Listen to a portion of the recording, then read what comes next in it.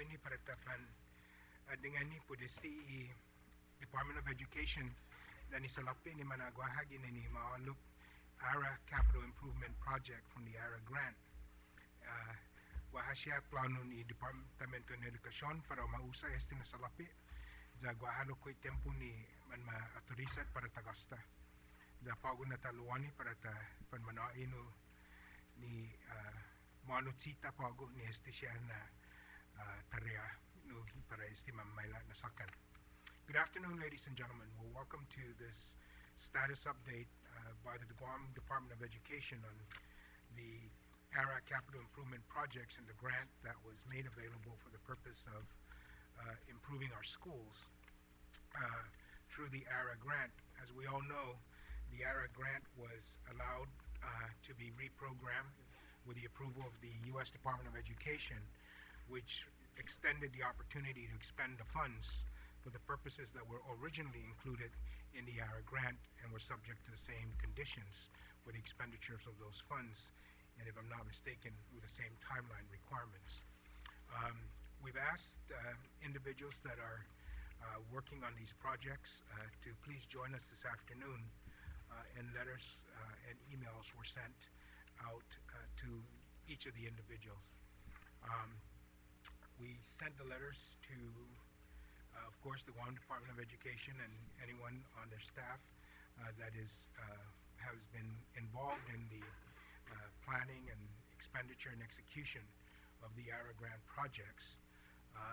The Office of the Public Auditor was also extended an invitation. The Attorney General was extended an invitation.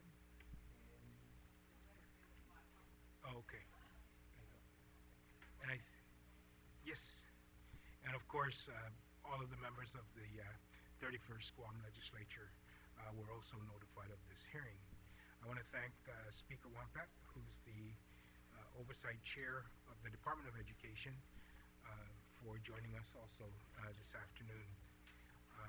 I'm going to give, before we go into the status update report by the Guam Department of Education, I want to thank my colleagues who are here with me this afternoon. As I mentioned earlier, Speaker Wampat is here with us. Senator Toniara, Senator Elinia Mashida, and Senator Mara Silvataro are also here. And the Vice Speaker, who had just was here earlier, and he'll be back. He just went to get something else also. And we have, of course, the staff of the Office of Finance and Budget. Mr. Chris Badassi, who's the director, to my left here. Madam Superintendent, we'll go ahead.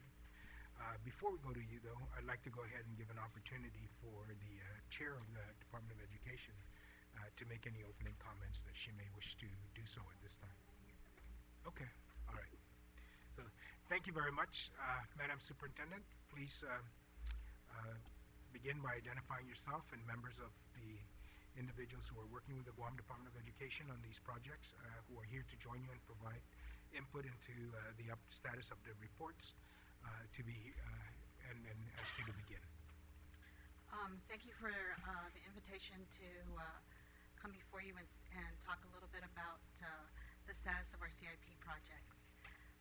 We have individuals here from the third-party fiduciary, Coval, who is our A&E firm, Sodexo, who is our project manager, and various people from the agency. You know, if I'm not able to answer the questions, they're here to help with that. So what I did was we put together some worksheets to help us talk through this. The first worksheet is the one-pager, which basically shows that we were able to draw down $60 million from the SFSF money, and that was put in a local trust account. Of that, about $9.2 million is set aside for technology projects and the balance for CIPs. And these are the budgeted amounts in the sheet. There's a separate Gantt chart which talks about the various projects that are in the process and some estimated timelines for the various phases. This was put together by Sodexo, our project manager. And then the last sheet was 4 pages, which talks about the various procurements that are currently in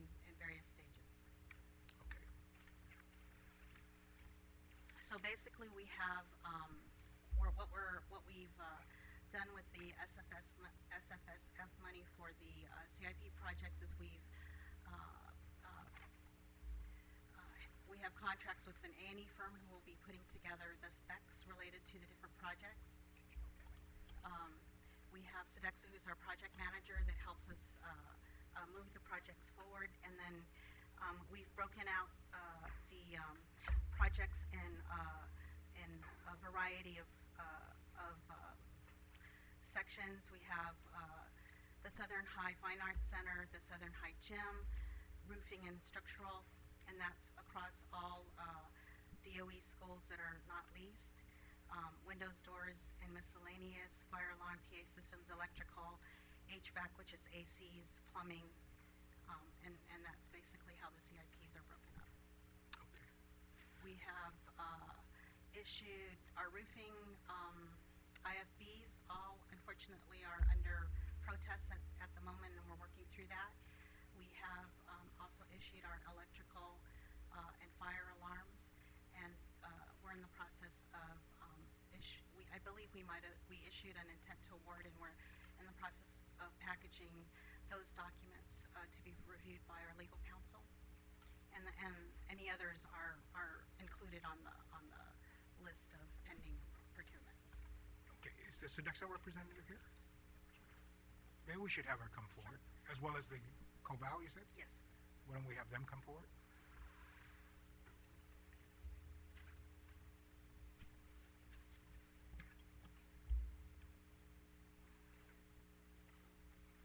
So I'd be happy to go in as much detail as you want, or if you have any questions.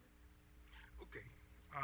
Well, I guess maybe we should go by the project in terms of how were the projects prioritized with regards to its impact on the health and safety environment for the schools that are receiving money. So how do we decide that? What was the matrix used to decide that you're going to do Southern High first, or Ukudu, or whatever schools, and how did you prioritize that? I'll speak to that. Sure. I'll speak to him here if I can Just one. There was a team that came out and assessed each of the schools. There were 36 schools originally, but since then FQ Sanchez has been taken off that list. They did an assessment of all of the schools and put together the FCAP for financial planning of all capital improvement projects and deferred maintenance projects. From those assessments, and also based on the information that was initially in the grant application that GDOA had put together to request the funding for these projects, they used the assessment to come up with urgent need. For Southern High School, it was the gymnasium and the fine arts building because those facilities weren't being used at that time and were in dire need of renovation. For the rest of the schools, the top priority was structural repairs and roof coatings. The majority of the schools were in need of just structural crack repair. It's not, they didn't find anything that was, to the extent that, the school needed to be shut down, but definitely some repairs that needed to be done on the schools themselves, and the new roof coatings on all of the schools. And then there was also fire alarm and electrical upgrades for the main distribution panels in each of the schools was the next priority. And then following that, doors and windows to seal the envelope of the buildings. Some of it was replacement of doors and windows, some of it was just repairs to seal those openings that had deteriorated over time. Then we had plumbing to upgrade restrooms and AC in all of the schools. The assessment at each of the schools was then further developed with design documents once COVAL came on board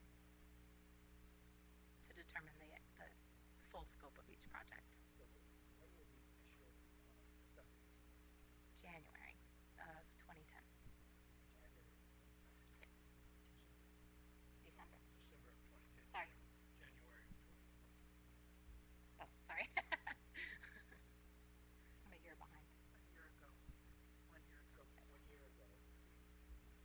1 year ago, all the assessments were completed. Yes, And were they ranked in terms of priority at that time? they were. And so, how were the bids issued? According to the rank of priority? Yes. Okay. So,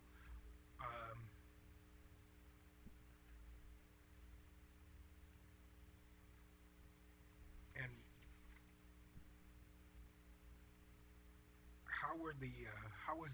was there a budget for each of these items? Or did we just say, we're just gonna do it and whatever costs come in, we're going to reallocate money, or? Well, the budgets that you see were, on, the budgets that you see, the budgets that you see, were developed, based on the specs that were put together by Covell. So they're, government estimates. And basically, as the bids open, we hope that there'll be some savings, and then that will enable us to do, to maybe look at other projects.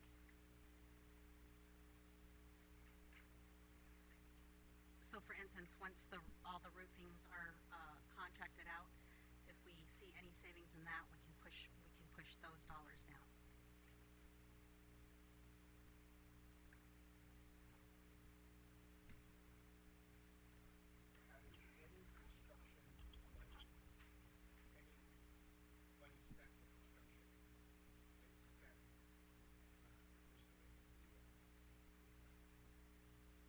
No, we have, all the roofing,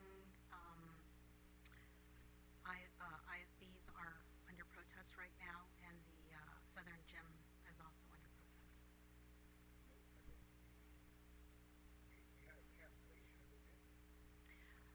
What happened was, when we initially put out Southern High and, the two Southern, that was done, and then subsequent to that, we had the, legislation that passed and the revision to the grant that allowed us to draw down the money and extend the deadlines. And so we canceled the bids, hoping that we would get, some savings, because the original bids were based on the original ARA deadlines, which would have meant, 12/30, end date. And so that would have required the, vendor to, air freight in materials, and have a condensed timeline. So once the, legislation was passed, giving us, additional time, we canceled the bid and went back out, hoping that, believing that we would get, bids that would reflect that savings. The cancellation of the bid and the issuance of the new bid. I don't.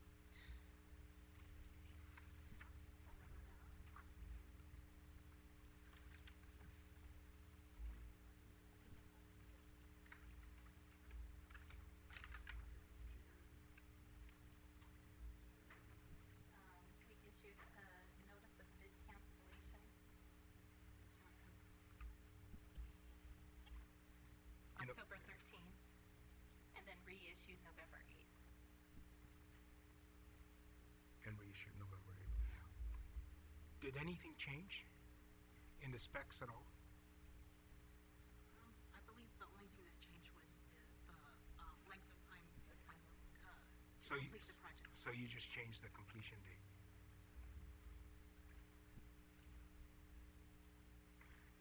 And then the specifications, and there was language in there that was, sorry, in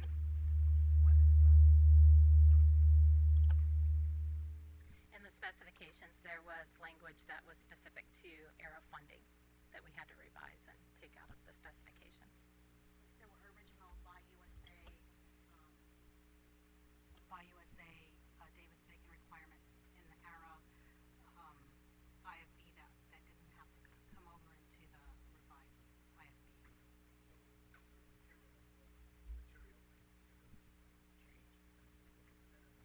Yes. Yes.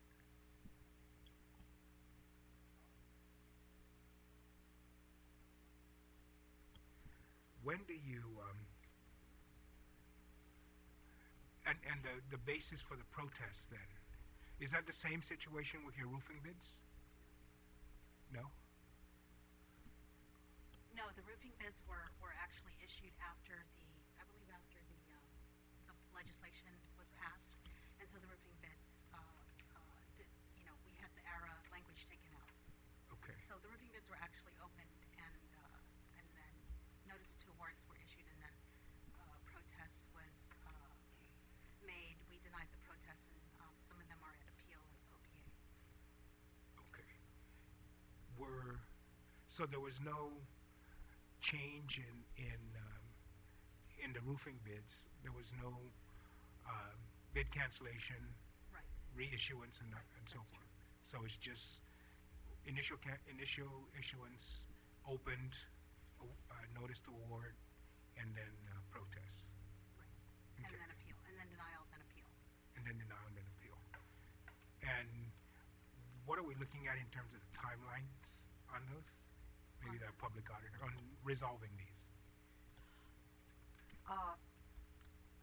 If you have seen today's paper, in the Marion's Variety, I have put out a notice to get some conflicts counsel. Right now, Anthony Camacho is my primary attorney. I just got notification today that he's going on military leave, and that the earliest that we can hold the hearing would be upon his return, which would be February 3rd. And therefore, and so I've issued a bid to get additional attorneys to assist us. So that's the earliest at this time. The one that's been with us the longest is Kim Brothers, which is the school gymnasium, but he has not been able to get to that, and so we evaluated this, and that's why we issued the bid today to get a pool of other attorneys who can serve when Anthony is not available to serve.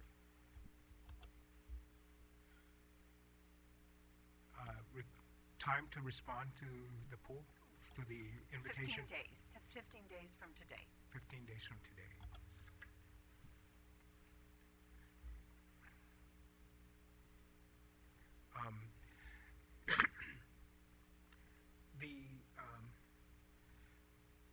The recent development, of course, with let me go back and ask the question on, is Antalan included in any of these bids that should resolve issues pertaining to the school and its suitability for continued use as a school? Untalon is included in both the roofing and the electrical and fire alarms bid. Additionally, Untalon and GW were identified as STEM schools. So the STEM design work that we're currently doing will benefit both GW and Untalon. And what is the timeline for the completion of those projects? Well, part of the problem is the roofing bids are at OPA. But No, but under the bid specs. for the roofing, 120 days after the notice to proceed. For the electrical, 160 days. And so let's say we resolve and in the specifications for this project, is there anything that requires the schools to be closed? Or did you include in your project the ability to continue using the school while the project is while the repairs are being made? My understanding is we're requiring the contractor to work around our school calendar, and what we were hoping to do was set up the bids so that a majority of the work would be done during the summer. I don't know if you Well, want to add anything. you've already issued the bid, so Right. did you do that? Yes. Please respond. What we put in our bid documents was that the contractor would have to work around the daily school schedule, even if that meant some evening and weekend work, that, we would have to monitor that. But that we did still want to work to proceed during the school year without any interruption to the regular school operation of those schools. For structural and roof repairs and for the fire alarm and electrical upgrades.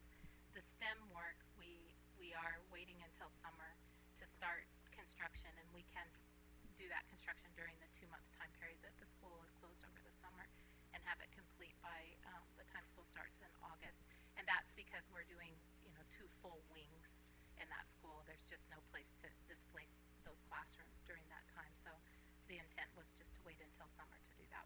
rest of it that we've bid so far would be done during a regular school year. So you mean we might finally get night work, night construction Sunday time? So there is no requirement. I mean, the schools being planned by the engineers, the architects, the professionals would allow the continued use of the school. Correct. Okay. Other than STEM. Other than STEM. Correct. Right. And the STEM is programmed for the summer. Yes. And how much money are we anticipating dedicating to work at Antolon? Let's say your roofing is about 12 million. What would you, I mean, the bids are in already, so. Yeah. STEM was budgeted at 1.3 million. So 1.3 will be And placed. then the structural and roof and the fire alarm was, one moment please. No, No, just on top. Yeah. Structural and roof, the bid came in. I think, because this procurement is still active, it's not, we really shouldn't, we can give it to you privately, but I don't think it's appropriate to give it publicly. Yeah, because, these bids are still, okay, so I would like to just stop that right now. Because, I'm asking for budgets. yeah, but still, that's an idea, Well, so, Well, those were open public bids. yeah, oh, yeah, that's public. right. I'll only give you the open public bids. That's Yes, already, yes. yeah. Right. I won't say anything budgeted, planned. Right, right. But, yeah, in the And end, actually, I was, yeah, okay. if you want, you can just give me what you Rounded. Yeah. what you projected in your budget Yeah. for planning purposes of this 12 million. Say this is this much for Antolon, this much for, and so I'm not asking for this detail on the project and so forth. So it'll be of the 12 million we decided to, our budget is such for Antolon. But, I'm not even sure if you want to do that here. The bids weren't by school, though, right?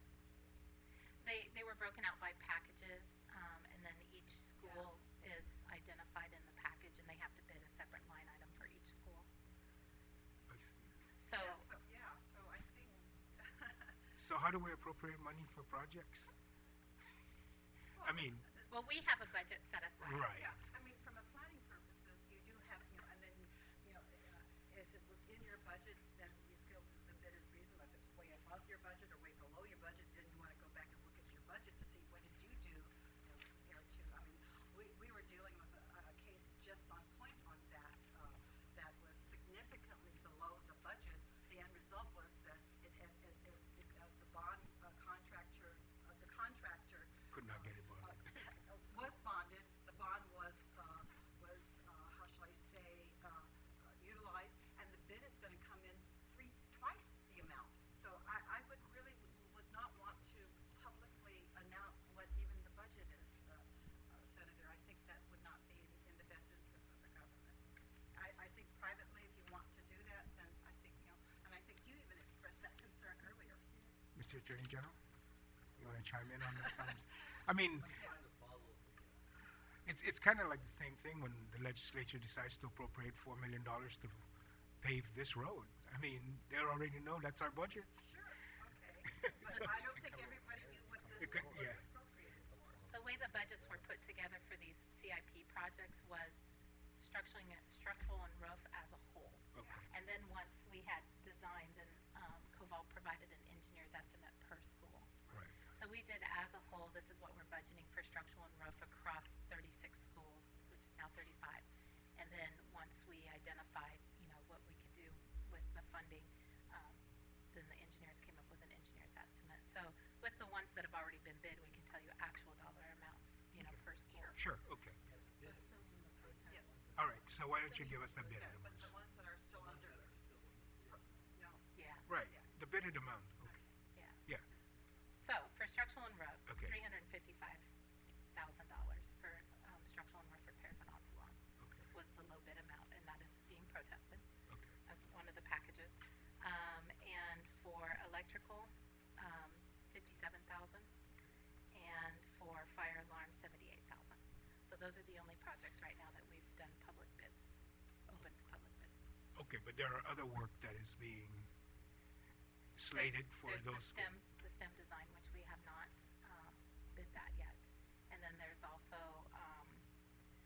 and this just depends on, how things are packaged, but there's also the restrooms, the air conditioning, and the doors and windows as part of those projects that were identified for all CIP. The projects that, one of the projects that we didn't identify across the schools with regard to the ARA funding is temporary buildings. So at this point, we haven't identified any money to address those or canopies. So, right. No, Atalon has eight buildings.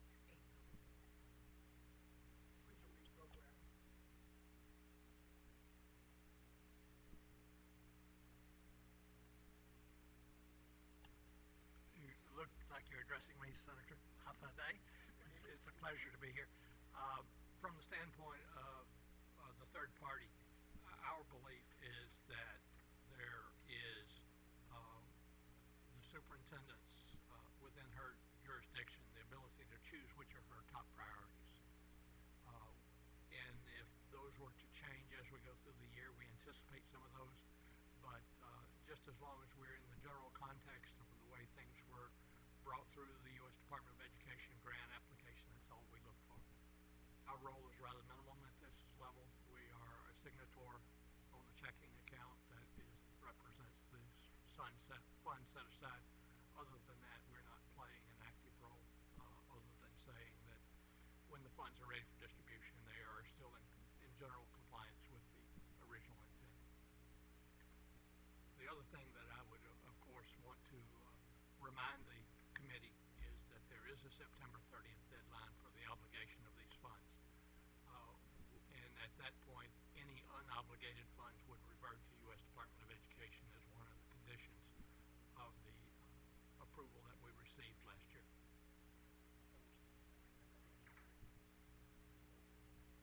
We're still under some deadlines, even though they're technically no longer ARA funds because of the reprogramming that occurred. The conditions for expenditure of these funds remain with the original grant application and the deadlines. Well, I guess the deadlines Or have actually been extended by a year. Right, by 1 year. That's what we were able to do. Okay.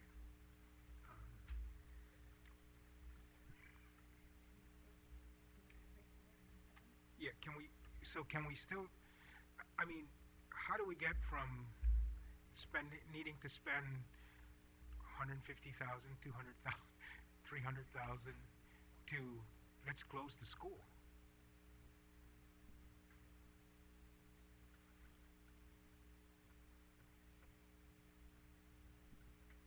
Or let's pay $4.3 million and move the school. How do we get from there to there? I think a couple of days before Christmas, I was approached by the governor's office and was told that the Tejan campus might be available for use by the department, and asked whether or not it would be of use to the department. And originally we had looked at the possibility of using Tejan as a central high school to alleviate the overcrowding. And as you might remember, we had a roundtable discussion at which the speaker's office and your office were invited to speak with our board, along with the representatives from the governor's office. At that time, we also discussed the possibility of using Tejan as a possible site for Untalon, so that we could, or other schools, so that we could work on their schools while they're relocated. The concern at that time was that we didn't have sufficient funds to do a substantial renovation that would require the movement of the students. Even though your experts are all saying you're going to be able to do those improvements without affecting the school calendar. Right. I was just kind of reminding everybody that we actually had this discussion back Right. in, April last year. So in any case, we were approached by the governor's office and said that TGen might be available for use by the department, and one of the suggested uses was to move onto lawn because of concerns that were identified during a recent visit to the campus. By your experts or by who? By the governor's office. So your experts didn't have those same concerns. I did ask our safety administrator to go out and revisit the school to determine whether or not, certainly if the students were in imminent danger, we would be the first to close the You school. would have closed. Yeah. And we were told that actually Antolon is in, somewhat better shape than some of our other schools, but certainly there are concerns that need to be addressed. Maybe I'd like to then segue out that discussion. Between Antolon and Simon Sanchez, which school is in more dire need of immediate attention for the safety of the students?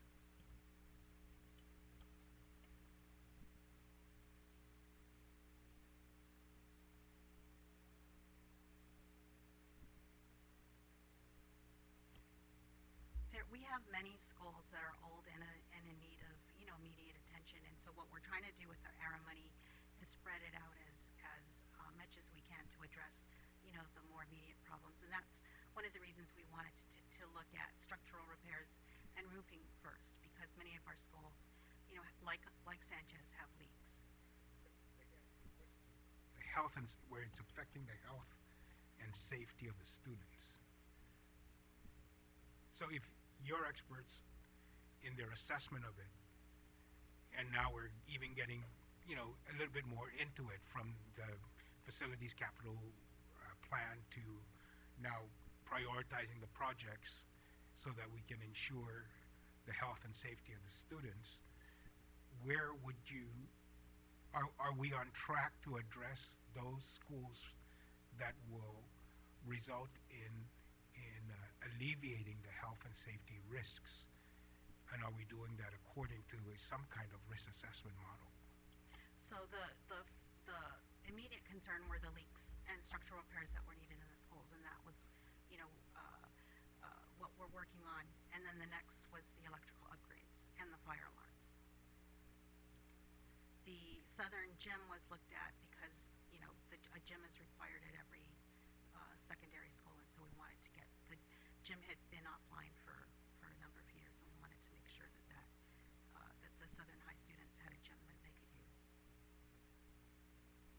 I think the bigger question here really is that based on the figures you've given us that's allocated for Antolon then to repair the roofs and the structure of the building and electrical and all that, and taking aside the 8 temporary buildings, and then you have the gym right now, it's under construction.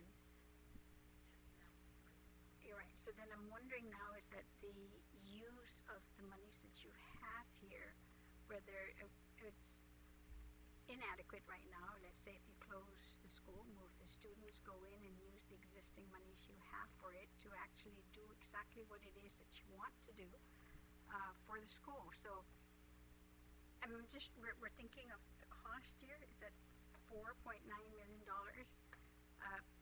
From what I've read, maybe for 2 years. But then you're saying is that you might be able to go in and do this, working around the children's schedule and then working in the summer. You're right. That's because you're saying you're right. So there are additional work. So we're just trying to figure out then what maybe the additional cost will be. The 8 temporary buildings, and you were saying other, work that drainage and things of that nature. Would that, which is not something that is immediate, that would require then the closing of the school and relocating them. Because if we're going to spend $4.9 million, or even now $9.8 million, let's say 2 years, can we use that and then just go in and do more repair at Antlan, rebuild the 8 classrooms? The FCAP that was produced by Sodexo, which took a look at all of our schools, indicated about 140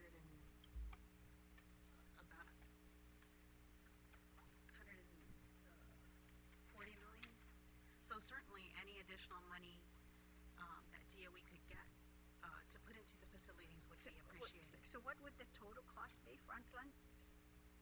Well, for the total schools, it's about 140 million, 130 million. For just one school? No, for all For of all our the schools? But just for Antlan, since apparently that's the topic that's been on the news right now. An additional, on top of what you're doing, you need an additional maybe $3 million? Yes.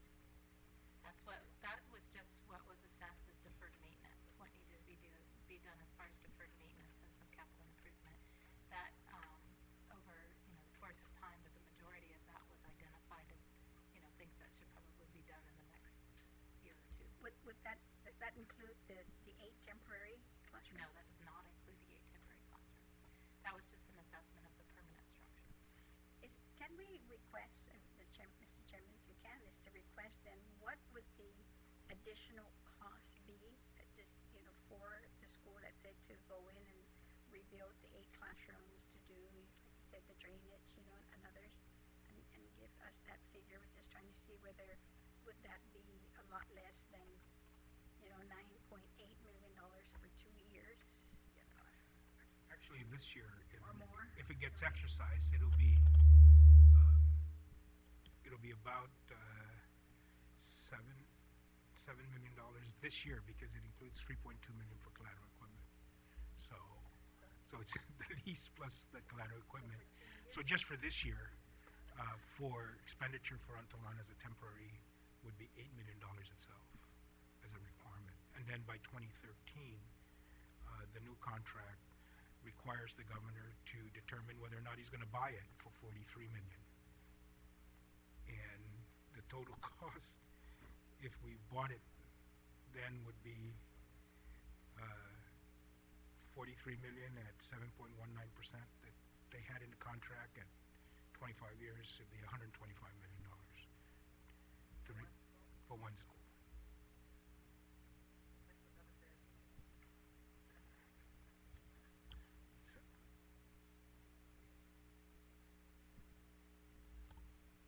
Or 10 schools. So anyway, that's what we're just trying to. My objective here is to get where are we under these projects, those that address the health and safety, and are those at the front of the line, and when are we going to start turning dirt and putting up studs to divide the classrooms or pull wire in order to improve the situation in our schools. So I'm looking at those issues. I'm looking at some of these projects, and they seem to, in your Gantt charts, there's a lot of to be determined, to be determined, to be determined, to be determined. Have payment been made to get this to this stage? I mean, are we paying to be told that we're still to determine?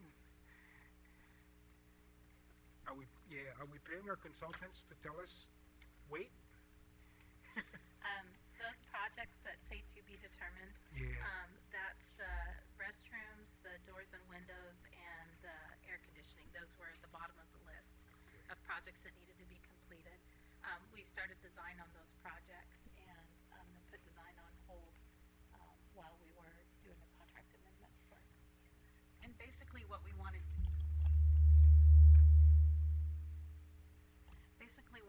do is we want to address the roofing and the electrical upgrades and the fire alarms first. Make sure we have enough money to cover those, and then determine what's left, for the projects that are of lower priority. But we are paying design money now, right, money for the other projects yet? But that's not to say that we shouldn't be doing those. And if we run out of the ARA money, I'm hoping that we can find additional money to finish all of these. I know, but if we're eating into money available for construction and improvement to do design for things that are to be determined, to be done when we have enough money, we're going to be sure we're not going to have enough money if we're paying design. Well, part of our problem is we have to stay in front of the deadline, right? And so if we wait to do the design until, all the roofing stuff comes in, and we're not continually, keeping one step ahead, then we're going to quickly run into our deadlines. Our legal counsel's telling me that she wants to have everything as much completed by February to meet the September deadlines because of the protests. And even with all the work that we're doing, I'm not sure, we'll be able to get there. Let me get the center out of it. During the assessment, what was the listing of priority on roofing and structure per school? Did you guys establish a priority of which school was in the worst condition and prioritize it that way, or did you guys just mix it up and? The priority was based on schools on the whole. Because if we were just going to do, I think the approach that they took initially, looking at individual schools, was going to deplete the funds before you could really address a lot of the issues at all of the schools. And so then the priority of the recommendations then was, as a whole, what needs to be done in the district so that we can spread the money to touch all of the schools in the district and what really needs to be done first at these schools. And during the assessment, it was noted that all of the schools needed structural repair and all of the schools needed rough coating. Once we got into design, then they could determine, specifically how much structural repair at this school and how much roof coating at that school needed to be done, in design development. But in the original prioritization of the funding, it was basically what's the need at all of these schools, what's the first priority, second priority, and those being structural and roof coatings, and then fire alarm and electrical upgrade. Okay, that's the school system as a whole, but did you guys prioritize which school should be done first, based on safety and welfare of the students? Yeah, once they got into design development and we started looking at, more specific issues at each individual school, then we started packaging those projects for bid so that we could address those. And how much so far have we spent on design work on the TBAs or TBDs?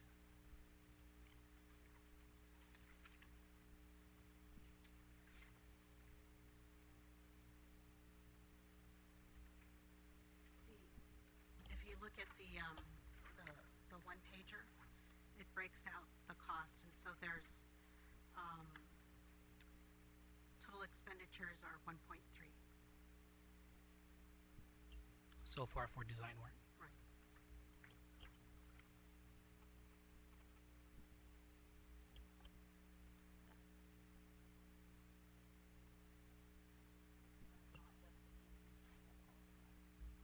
Thank you. Thank you, Mr. Chair. And what's the total value of the design contract?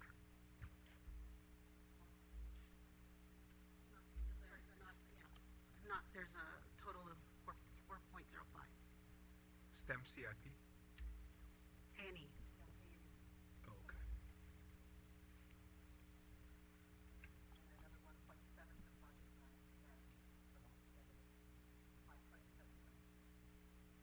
So we're going to spend 5.7 million of 40 million for CIPs, basically. 56? But that includes STEM money, which is not part of that.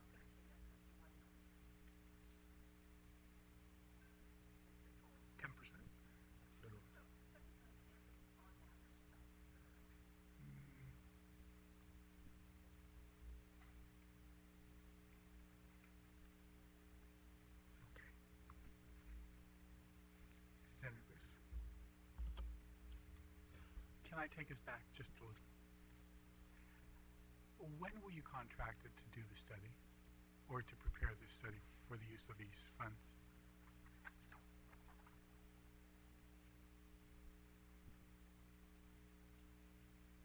My best recollections, Senator, is that this contract was finalized just before ours, and we got here in September of 2010. I believe that the document that they refer to as the FCAP was completed in December of 2010, late December, maybe it's dated late December. May have been actually early January, but it was in a couple of weeks there of the first of the year of 2011. And that was, it's a fairly involved document, it's a thick document. I think that it has been present at some hearings. It's probably 4 inches thick. It was a budgetary review by Sodexo of all the schools. There were a series of estimates that had gone before it, which were done. One was done by a professional engineer. One had been done within GDOE. So there are a series of projections, but this was the first truly comprehensive, extensive design of a budgetary document, and that was completed about the first of the year 2011. As it relates to the contract with Sodexo, I've not had an opportunity to read it. Is there anything in that contract where you will indemnify GDOE in the event that your consulting takes us to September 30th and we have to return the $46 million?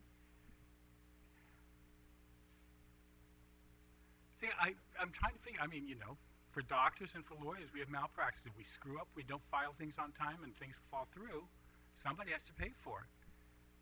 And if we're paying you to do the consulting and to move these things forward, and we're all stuck in protest, and we get to September 30th and all the money's returned, who pays? You just fly back to Washington and say sorry?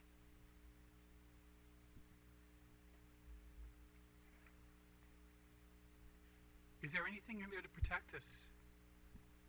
Ms. Ty? You know, I'll have to go back and look at the contract. I don't recall, sir. But it was supposed to be a performance-based contract, right? With performance Right. criteria? Yes. Okay.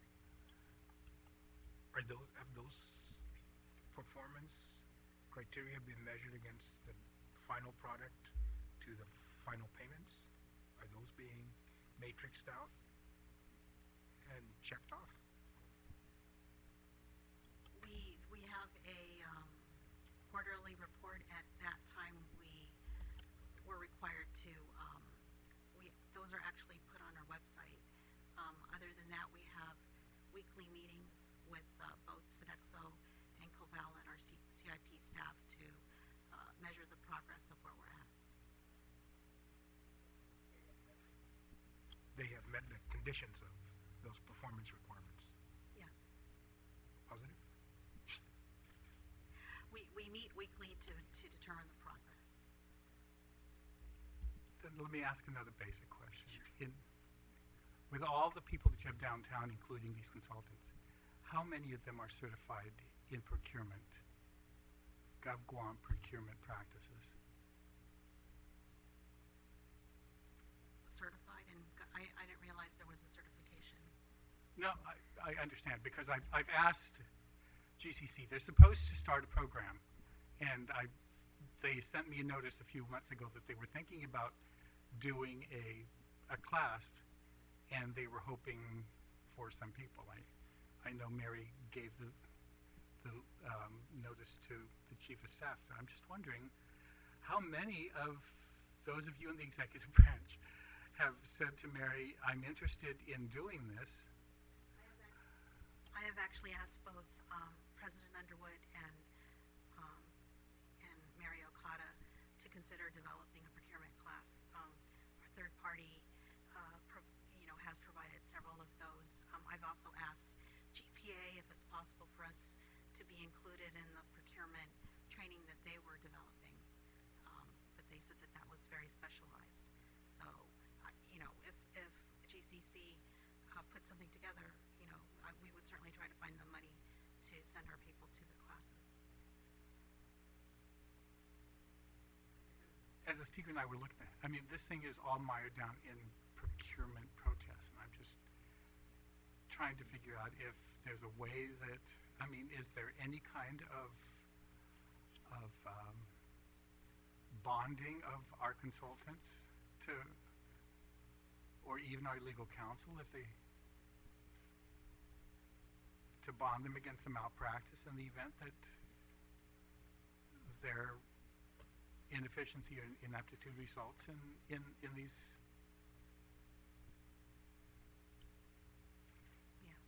Yeah, that's a good question.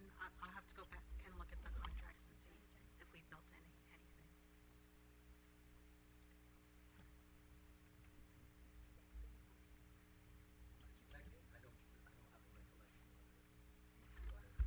I thought there was a requirement. I'm not sure what the total dollar amount.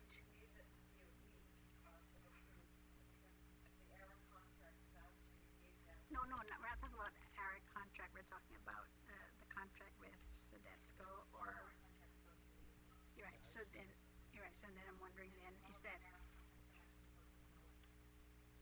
But we're always finding ourselves, in the same situation, just like what we did when we passed the bill a long time ago about JFK, and we had asked the question whether there were any liquidated damages, what would happen if they didn't meet the 9-month timeline, only to find out that that was not part of the contract. And then we're finding ourselves in the same situation, no matter what it is. And I'm wondering if the Attorney General's office then is catching this, or is this something that should always be as one of the checklists to make sure that that language is provided in any type of contract, beyond a certain amount of, money, whether it's $500,000, $1 million and up, whatever it is. But there should always be, some liquidated damage issue that the government can bail itself. Otherwise, we're just throwing money away. If I could ask just, Jim, typical cost of construction for a facility that would look like a classroom, what would be your square foot estimate, rough? Well, Mr. Chairman, Senators, and Madam Speaker, typically on the estimate, we normally don't go down to the square footage. Okay. As an engineer, normally what we're doing is that we go to the detail of the work. Okay. So from the foundation, all the way down to the direction of the walls and everything, that's how we measure the whole cost. Okay. That will be the labor, material, equipment. Okay. That includes also the overhead cost of the contractor, his profit margin, his taxes, everything. So when we incorporate that thing, average for an open structure Right. normally is about $28, $29 per square foot. Open structure meaning to say there's no walls, it's just columns and roof. Columns and, Yes, sir. I mean, exterior walls, no interior walls. No interior walls, no No exterior back- walls. It's no just back. open, just columns. So about $29 a square foot. Yes. What's the normal size of the temporary classrooms at Antalan?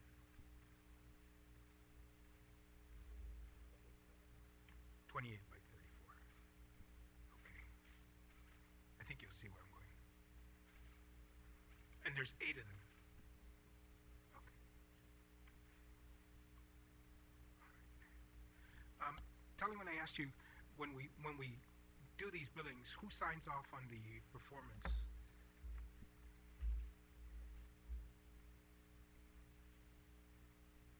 To allow the payment?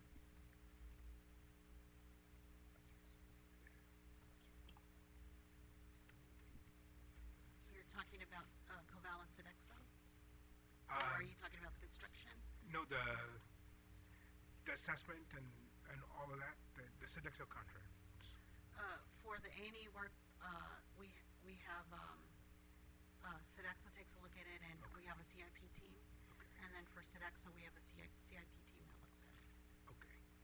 And then they certify that what was called for in the contract meets the submitted work required, and then payment is authorized. And you cut the checks. They cut the checks, I signed. Oh, you signed. Okay. All right. I guess just real quick, if we were to just replace the temporary classrooms with permanent structures. All 8 of them would cost us 220,000, 230,000. Is that based on Mr. a, Herrera said that was no walls. So you Well, temporary basically have, classrooms don't have. no, he said no exterior walls. No exterior walls. Basically, you have a Well, big what good is that, June? I need the walls. Okay, so what's the cost for a wall? No, exterior walls. Right. $45 a square foot. Okay. Yeah. Okay. And the roof. Sure. Right, okay. typically the national average, which is higher on Guam, but typically the national average is about 150 a square foot. And then, there's an inflation of cost on Guam typically.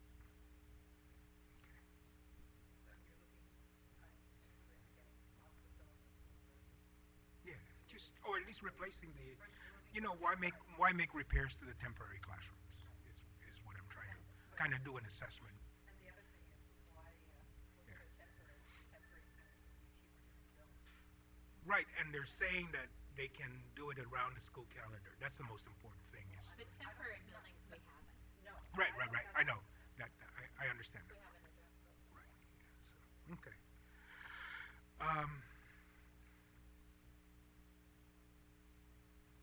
So, I'm gonna go back to the public auditor.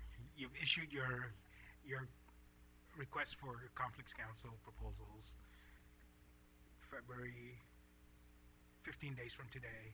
You'll get that. Hopefully before the, first and second February, we'll have some council, but Anthony will be back by February. Third anyway.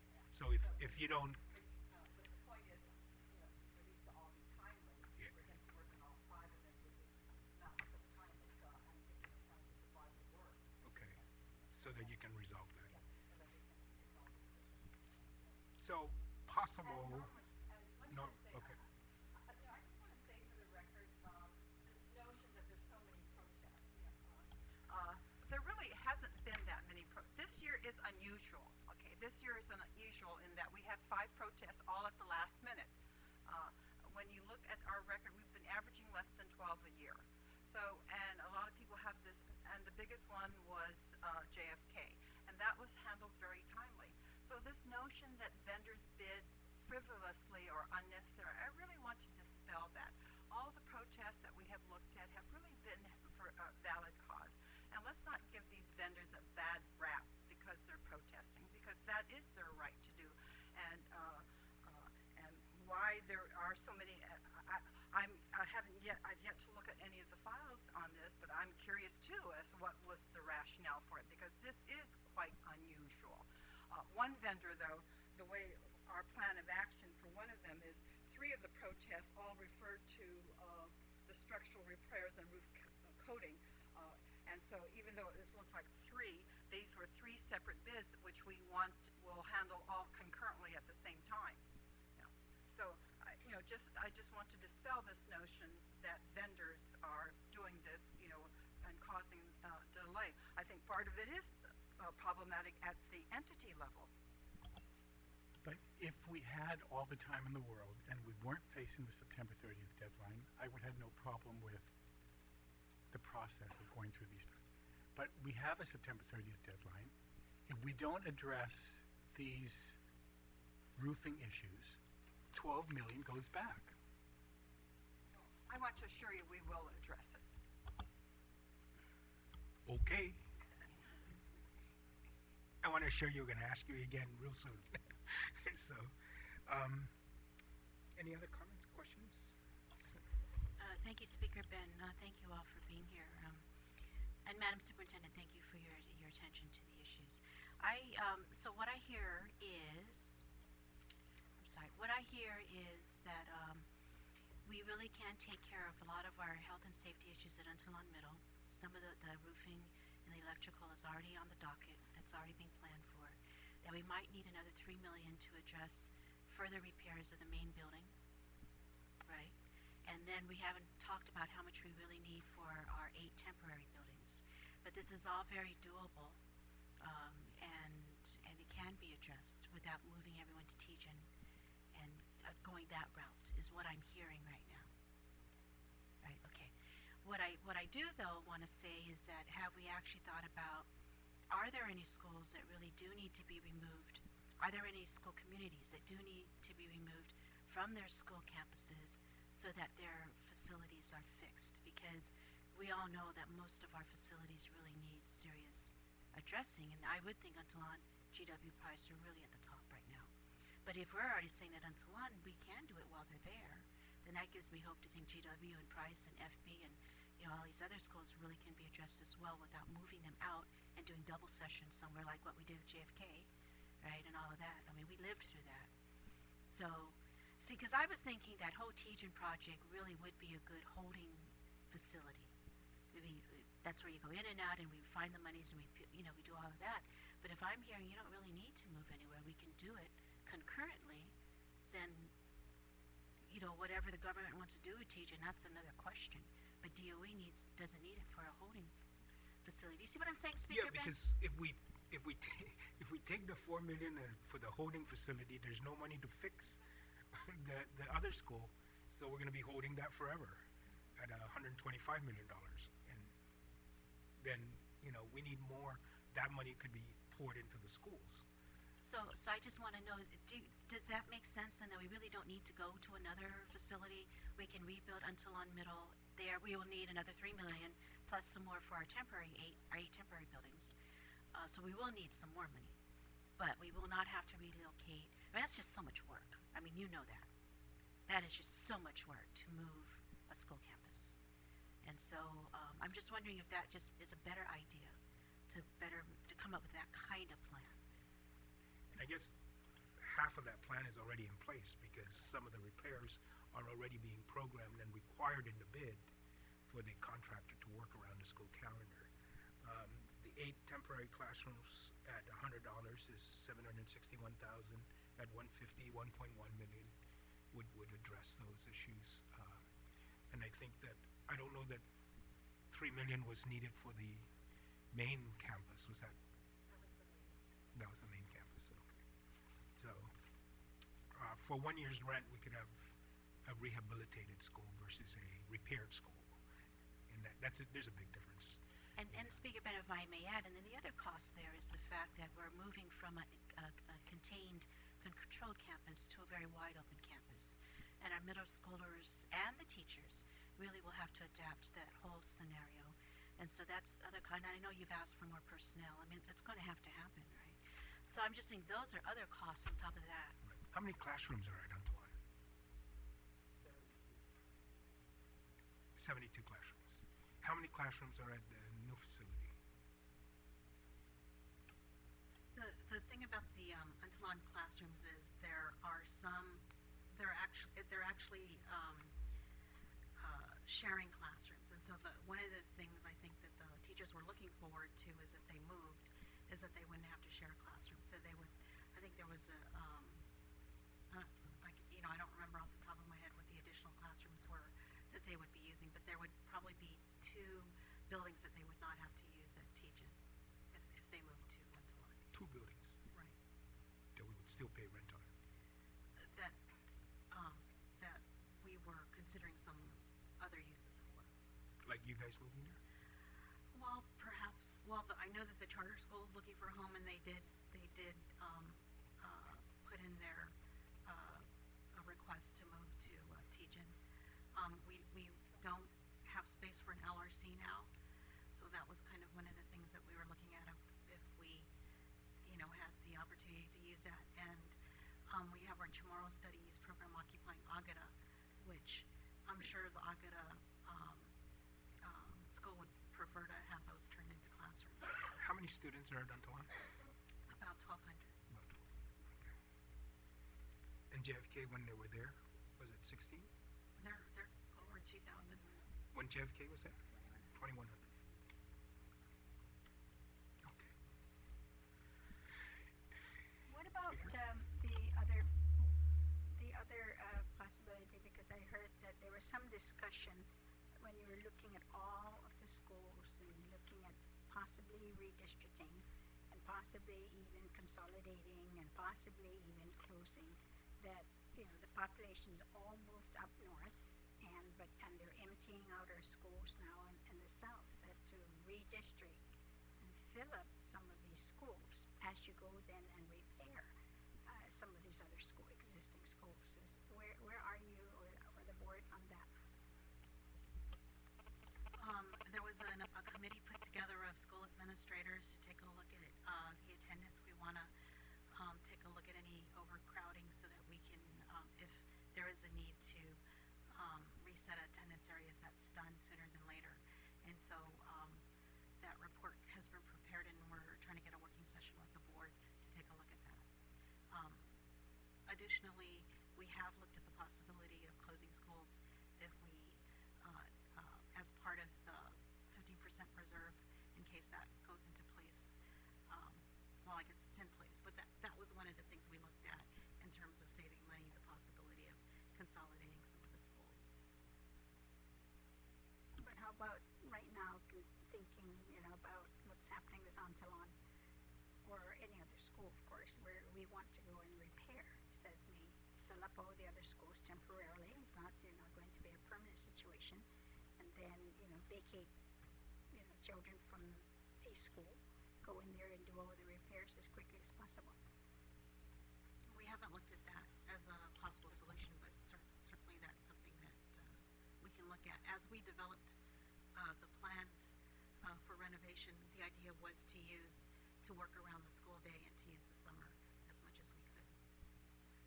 And we're talking about a very short period of time, but certainly that's something that we could always look at.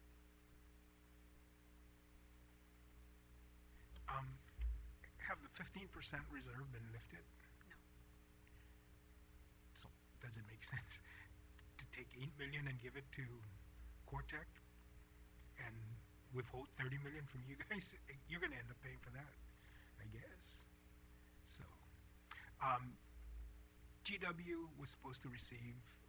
We appropriated $525,000 for some expedient use for GW, and I think Agata. Yeah, has that money been released? I believe I saw something from the BVMR director, and I need to make sure that the budgets were set up. Okay, so he informed me. I'd sent him a letter a couple of times asking him to release that money, and he verbally informed me that they had done it, and I just want to confirm with you that that allotment has been released and is now available for use for some of these expedient repairs needed for GW and Yeah. Agata and Sanchez, I believe. I believe the accounts were set up. I'm Set not up. sure if the cash was released. Okay, all right. Okay. Any other comments or questions? Yes. You know, I was just looking at the expenditures on the project management. For fiscal year 2011, you have 56,000 expended. And for fiscal year 2012, you have 488,000. Has that much work been done? $488,000 worth of. Yeah, I think it's just the timing of the payment of the invoices. This was for work that was done in FY 2011, so it was just the timing of how the invoices were paid. Okay, thank you.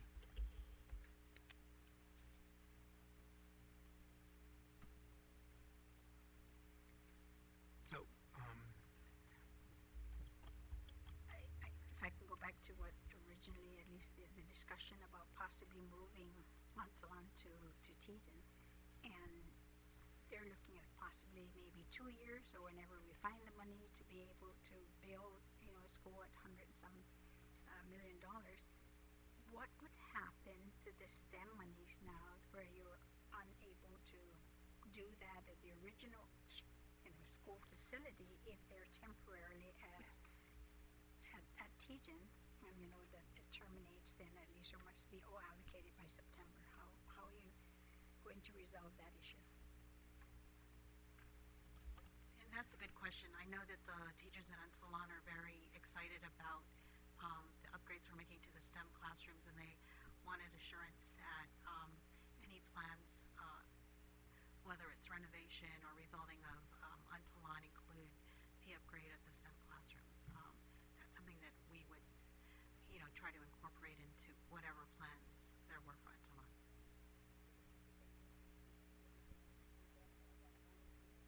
No, it would be invested in the Antolon site.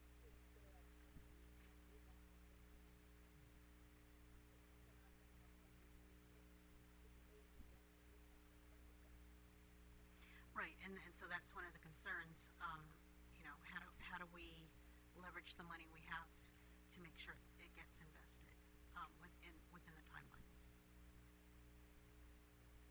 On your sheet that you gave as a single sheet, you have your interest earned to date, 16,000. Is that something that has to be? I think we give it to DOA for GPA, for the GPA note. Okay, think that's in the so we legislation. don't need to go to USDOE or to get any kind of clearance for that, okay.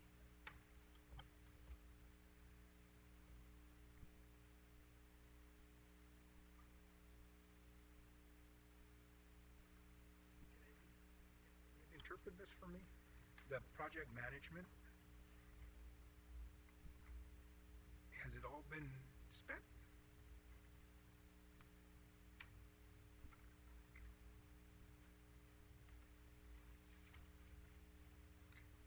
It's all been encumbered. Well, how can you encumber that when some projects are still to be determined and they may not be put into place? It's just contract, it's just encumbering the contract. So Okay. we don't pay it out until they, actually perform. And I guess I looked at this, the project management plus the A&E, and Public Auditor mentioned 10%, but that's 10% of the 56 million, but if it's 10% of the construction costs, if it's as a percentage of the construction costs, it's more to 15%. Yeah, some Yeah. of the work that Sodexo did included the FCAP, and Okay. that was a fixed amount. I don't remember what it is off the top of my head.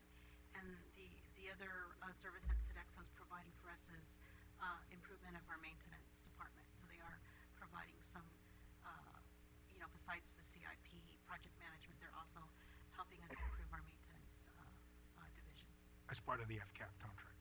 as part of this contract. Yes, sir. Okay. That was like $412,000, the FCAP contract?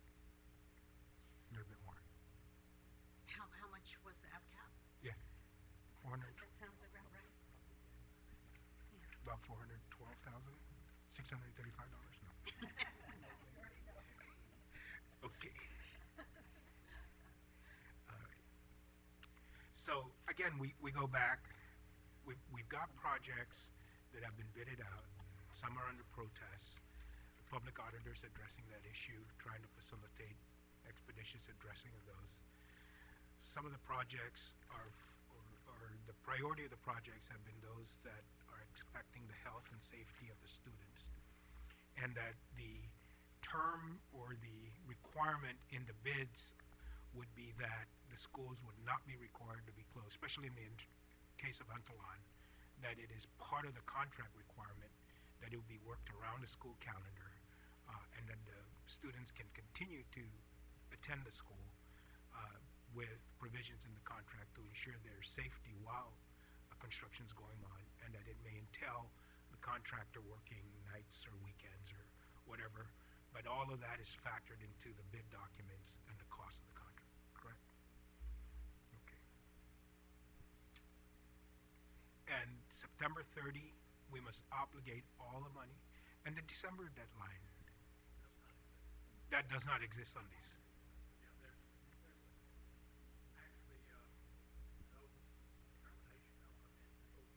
Okay, so it's just the time to complete the project once they're obligated. So we have to award the bids by September 30. I don't think there would be yes, it takes a contract to obligate. Right. I don't think there would be a problem, for example, if you issued a contract that specified the work would be done the following summer. Right. So we could do that. So we even have greater flexibility for planning the expenditure of these funds with the least disruption to the schools by requiring that some of them happen over the summer or Christmas breaks beyond this year, calendar year. Okay. All Any other comments or questions? I have one, Mr. Chair. So come September 30th, we're gonna have all this money encumbered. Unless we come up with something to liquidate it. So we're not gonna be back here sitting down on a round table come August saying that we haven't encumbered, we don't foresee encumbering these monies by September 30th. No, we're gonna back here on February 11th to make February sure 11th. to Thank you. Yes. Oh, no, No, no, I monthly. think monthly would be. So please, everybody, leave your email and phone numbers on the sign-up sheet. Yes. Yes. And we'll alternate Right. budget and then education, so we Yeah. have one every month, every other month you and I. Right. Yeah. And I know June and he's responsive. He'll answer my questions.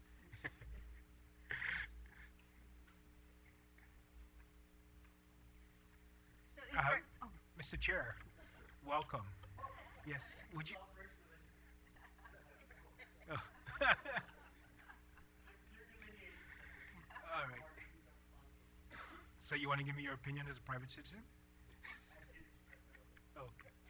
All right. Can I ask one Yes. more question? On this sheet where you gave us the timelines, so, I mean, I know it's separate for Southern High School, but let's take now the roof and repairs. It says school-wide. So if someone's going to put in a bid for this, then it'll be the entire school system, not specific to, because you know, you don't want to reveal the dollar amounts for each one of these places. what we've done with the way we've released the packages is we've actually released them in regional packages. So the reason why she has 3 protests is because we took the roofing bid and I think it's actually broken into 7, 5 that were issued, and we have 2 more that were in the process of So issuing. So it's school-wide, but they're broken But down by in the district. right locations. Yes. So whatever the schools are in, you know, northern A, then that means they're putting in a bid for all of those Right. schools. Yes. On page 4 of that, page 3 of the 4, page 4 document, you gave us pending solicitations for trusts. On page 4, you have wireless consultant, fiber optic upgrades. Where does that fit with this single-page project listing? Where do these? That would fall on Fall in. the bottom, under the gateway, and the reason there's no encumbrances is because they're still in the process of Okay, being so these 4 RFPs are under this gateway. yeah, all- including all the below that. software. That's right. Yeah, but is it infrastructure, software, equipment? Which I think that the fiber optic, it falls under the infrastructure, right? infrastructure. Okay. And then the wireless consultant falls under. It's probably part of the infrastructure because it ties into upgrading the wireless the infrastructure related to being wireless. And consultants these days are part of our infrastructure. As a They're helping government, us design. as our government, as most governments are, really. So, okay. Any other final comments, Senator? So, Madam Superintendent, what are we going to do about Untalon? Are we going to stay there and fix it while our kids are there? And then you're going to ask for us to find $3 million to address, and another amount of money to address the 8? Or are we going to move to Tejan? Have you made a decision? Well, I was told by my legal counsel that that's really the board's decision, but and they're meeting tomorrow morning to deliberate on that issue. My sense is that if we do move Untalon to Tejan, then, you know, I would expect that additional monies be made available so that we could substantially renovate or rebuild that school. And absent that, you know, we have plans to work around the students staying in Untalon. So I suppose then, Speaker Ben, after the board meeting, then Madam Superintendent will be in will talk with you and Speaker Wampat, or Speaker Wampat, I guess. Right? That's correct. Okay. Or we may give them an option. And I think that that's important as well, because I know that they have been keeping the legislature out of this entirely.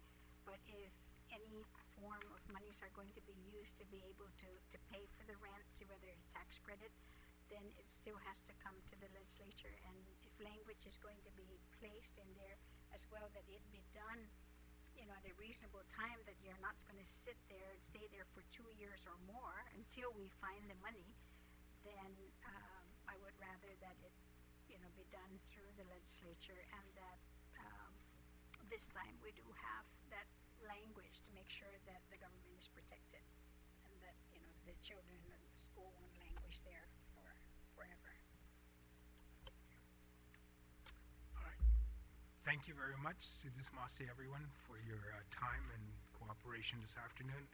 Do anticipate that we'll have another follow-up. We just want to, it also gives you an opportunity to inform the public really of the progress being made. I think that, the more we are able to place these issues so that the public can follow them, the more confidence they can have that we are addressing the issues in a coherent and rational manner, and not knee-jerk and so forth, so that we can actually get the best opportunity to address the health and safety issues of not just one school, but as many schools as we can. And as we see that the projects are prioritized and that programmed in that fashion, then I think our parents and our stakeholders will be a bit more appreciative. So I don't want... Okay, so, all right. So thank you very much, and Sidus Masi, everyone. Buenas todos.